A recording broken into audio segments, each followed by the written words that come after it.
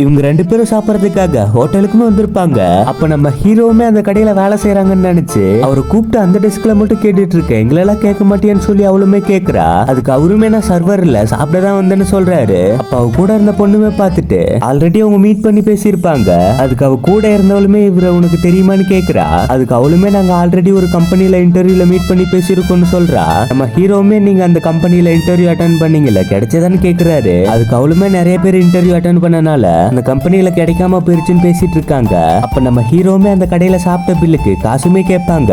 அப்ப நம்ம ஹீரோவுமே பர்ச மறந்து வச்சுட்டு வந்திருப்பாரு. அதுக்கு அவளுமே அவகிட்ட இருந்த காசை எடுத்து கொடுக்குறா. அதுக்கு ஹீரோவுமே எதுக்குங்க காசெல்லாம் கொடுக்குறீங்க, நம்ம கடை தான் சொல்லிட்டு கூட அப்புறம் கொடுத்துக்கலாம்னு சொல்றாரு. அதுக்கு அவளுமே பரவாயில்ல இருக்கட்டும், நீங்க அன்னைக்கு எனக்கு ஆட்டோக்கு காசு கொடுத்து ஹெல்ப் பண்ணீங்கல்ல அந்த மாதிரி தான் இதுன்னு சொல்றா. அதுக்கு நம்ம ஹீரோவுமே ஆட்டோக்கு காசு கம்மியா தான் கொடுத்தேன், ஆனா இதுக்கு அமௌண்ட் அதிகமா இருக்குன்னு சொல்றாரு. அதுக்கு அவளுமே பொறுமையா திருப்பி காசை கொடுங்கன்னு சொல்றா. இதுக்கு முன்னாடி நான் உங்ககிட்ட கடனா இருந்தல்ல, இப்போ நீங்க என்கிட்ட கடனா இருங்கன்னு சொல்றா. ஆனா மறக்காம கடனை கொடுத்துருங்க, ஏன்னா கடன் அன்பை முறிக்குன்னு சொல்றா. அதுக்கு அவருமே கண்டிப்பா கொடுத்துறேன்னு சொல்றாரு.